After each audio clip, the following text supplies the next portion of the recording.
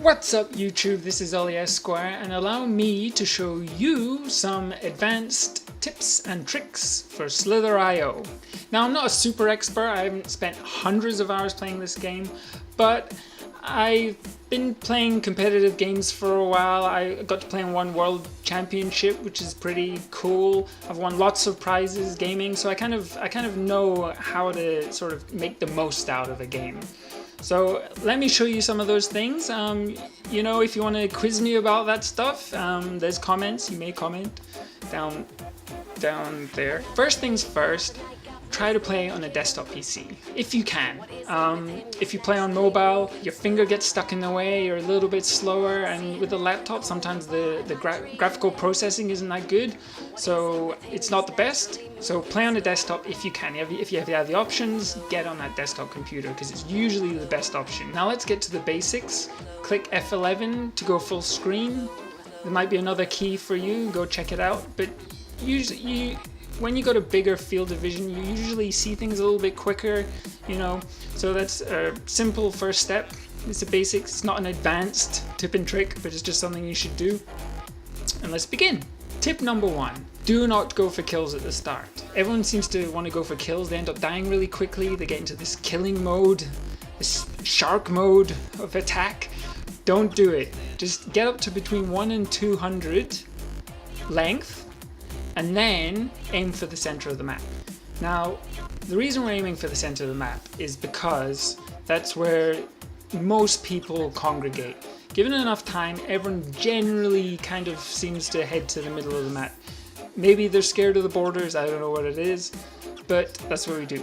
And the thing is, since we're so small, we're only got between 1 and 200, we can turn really quickly compared to the bigger snakes, and we can take advantage of it and get a kill really early on. Tip number 2, go Korean. What that means is, with games like League of Legends, StarCraft, Americans were wondering why the Koreans were playing so much faster than them, making decisions so much quicker. And what they were actually doing was they were keeping the mouse, or the cursor, whatever you want to call it, the pointer, I don't know what it's called, you keep that really close to the character you're controlling. And that's actually a bit harder to get used to, but if you really keep that cursor really close to the center of the map, it means you can turn really quickly, it means you can make decisions really fast. Yeah, thank you. And it's just a really good option. It takes a while to get used to, it's a little bit of practice, but those extra milliseconds build up over time. Tip number 3 is test reactions of other players. So,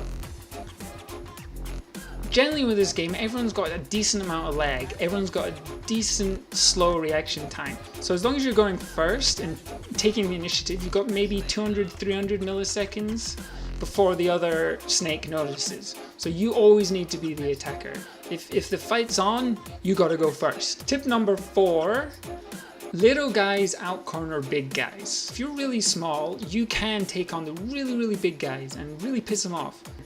Generally, if you've only got 100-200 health, the big bad guys, the big snakes, do not think you're going to attack them. They think you're going to play safe. So just go for their face, go straight in front of them, turn right into them, go for broke. And usually it pays off well. Tip number 5 is do not cut into somebody. So either take someone at a T, or try and get into a sort of a duel, a fight, and bend away from them. As long as you're bending away from them, they can't hit you.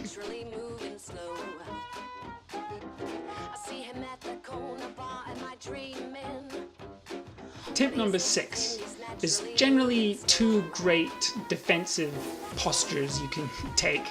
First up is the line, so it's like this. And then if a snake comes from the right side, you just turn to the other side. If a snake comes from the left side, you just turn in. And at the end, whoop, turn around, and go back in your defensive line.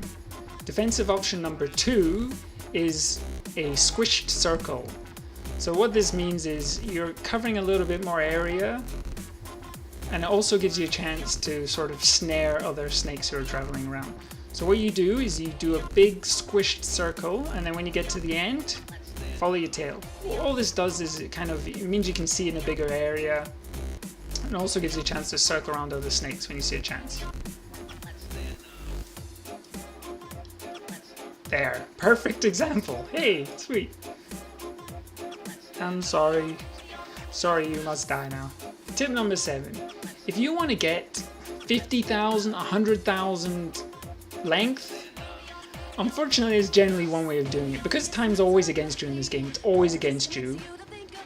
What most top skill players do is they get to maybe rank 20, get up to about rank 20, and then they just do what I'm doing now. So they flow around the outskirts of the map and just pick off worms one by one. It's boring. I never do it. Maybe once or twice I've done it, you get a really high score, but you gotta be so patient. I prefer to just kill stuff, get to number 1 really, really quickly, and just bathe in the glow of winning for a few seconds before some little snake comes and kills me off. So if you want to get number 1, you gotta be so patient. Brain dead, boring patient. Tip number 8.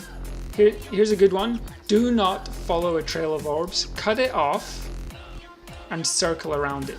What that means is all those people fighting to get the orbs, you're not part of them. You've made your own little ecosystem and you're just collecting them like this. Oh, it's so nice. So relaxing. Now tip number 9, if you have to eat in a line, then whoa, do that.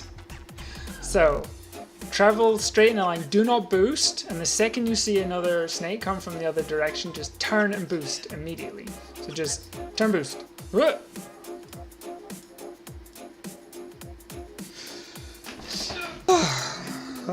Okay, you get the general idea. Advanced tips and tactics. Sweet. This has been Ollie Esquire. Boom. Signing off.